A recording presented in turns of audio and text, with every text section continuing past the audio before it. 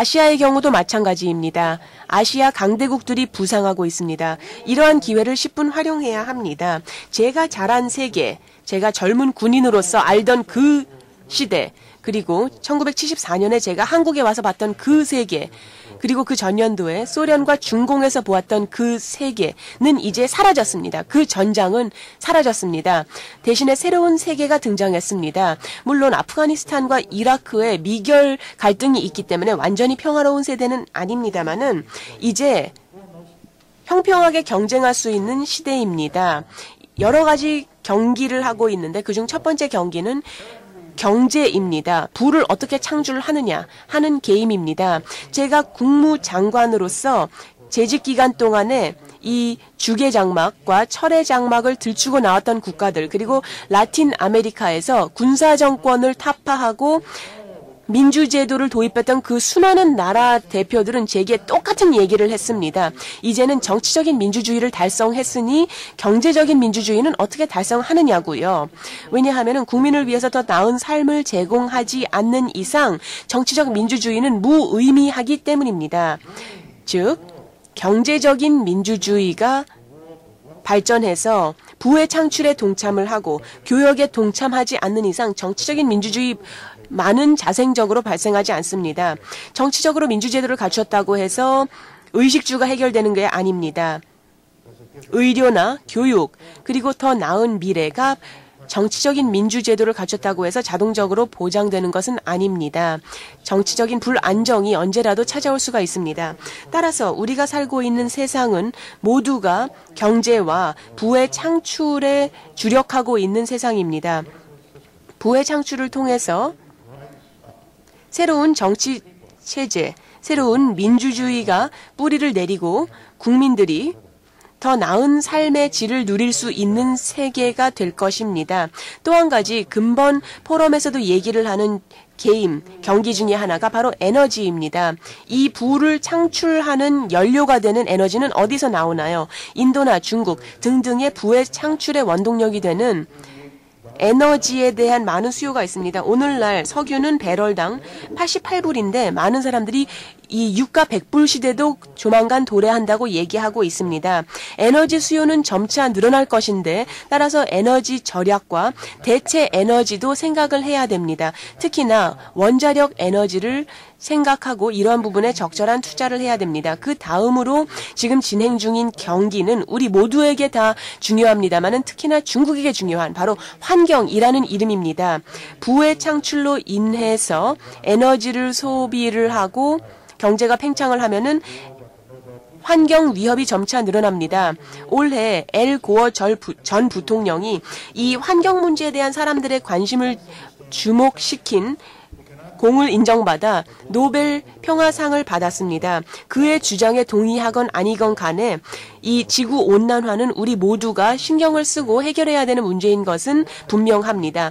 그 다음 근본 회의에서 논의하게 될 네 번째 경기는 바로 지식이라는 이름을 갖고 있습니다. 젊은 세대를 어떻게 교육을 시키는가, 앞으로 미래 세대를 이 웹 2.0, 웹 3.0이라는 세계에 어떻게 준비를 시키는가. 그런 면에서 한국은 교육에 많이 투자를 하고 있습니다. 미국도 교육에 많은 돈을 투자합니다. 세계 유수의 대학이 미국에 많이 있습니다. 미국과 또 많은 국가들이 직면하고 있는 과제는 젊은 세대가 지금 현재 초등학교를 다니고 있고 중등학교를 다니고 있는 세대가 향후 삶에서 성공하기 위한 교육을 제대로 받게 하는 것입니다. 미국의 전체 청소년의 30%가 고등학교 중퇴를 하고요. 또 소수민족의 50%가 고등학교 중퇴를 합니다. 이런 상황이 계속 지속돼서는 안 됩니다. 따라서 미국과 미래에 관심이 있는 모든 나라는 계속해서 교육에 투자를 함으로써 젊은 세대를 21세기의 2.0 경제체제, 2.5, 3.0 경제체제 시대에 성공할 수 있도록 준비시켜야 합니다. 위기는 여전히 이곳에 있습니다.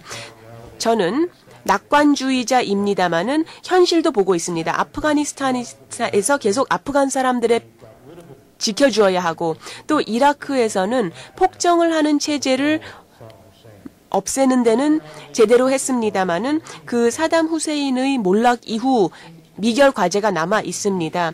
그 다음 핵 무기를 갖추려는 이란이라는 문제가 여전히 있습니다만은 이것은 외교적인 방법으로 해결할 수 있으리라 믿습니다.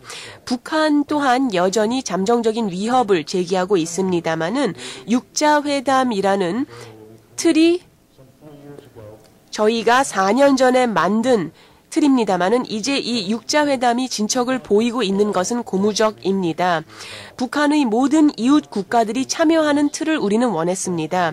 단순히 북미 간의 사안이 아니라 동북아 및 전 세계가 관여해야 되는 사안이기 때문에 육자회담이라는 체제를 마련했습니다. 그래서 앞으로 며칠 동안 여러분이 논의하실 지금의 세계는 과거의 전략적인 사고방식, 전장 중심으로 한 사고방식, 그리고 철의 장막과 아시아에서 전쟁이 발발하여 세계 대전으로 확산할 가능성이 있는지 이런 세계와는 다른 세계입니다. 이제는 부의 창출을 위한 주요 국가들과 또 개도국, 신흥 경제 국가들의 경쟁이 일어나고 있는 세계입니다. 여전히 아프리카에서는 아직 부의 창출이 시작되지 않았습니다. 따라서 우리 모두가 아프리카에 있는 형제 자매를 위해서 무엇을 할 수 있는지 또한 곰곰이 생각해 보아야 합니다. 전 세계는 우리에게 많은 가능성을 제시해 줍니다. 수억 명을 우리가 부의 창출을 적절한 목적을 위해서 쓰기만 한다면은 수억 명을 부에서 구제해 줄 수가 있습니다. 말씀드렸다시피 서브프라임 문제도 있고 또 여러 가지 아프간이라든지 이란 등등의 문제도 존재하고 있습니다. 앨런 그리스펀 전 의장이 이에 대해서 강연을 하실 것입니다마는 개인으로서 은퇴한 개인으로서 이제 청소년 대상 프로그램에도 참여를 하고 있고 또 벤처기업과도 일을 하고 있는 저는 낙관주의자입니다. 이전에 더 어려운 시기도 저는 보았습니다. 70년대 초 미국이 크게 어려움을 겪던 시기도 보았습니다마는 포드 대통령과 카드 대통령의 집권 기간부터 시작을 해서 레이건 대통령의 집권 기간 그리고 그 이후까지 미국은 반동했습니다. 긍정적인 낙관론자인 레이건 대통령을 옆에서 모시면서 진정한 낙관적인 영혼을 갖고 있는 그분에 대해서 많은 것을 보고 배웠습니다. 그분이 어떠한 낙관주의자인지 그리고 우리 모두가 마찬가지로 어떤 낙천론자여야 하는지를 말씀드리기 위해서 한 가지 사례를 일화를 말씀드리겠습니다. 80년대 초에 미국의 일본 투자자들이 모든 것을 사는 것에 대한 우려가 있었습니다. 일본 투자자들이 로케펠러 센터도 샀고요. 페블비치라는 골프 코스도 사들였습니다.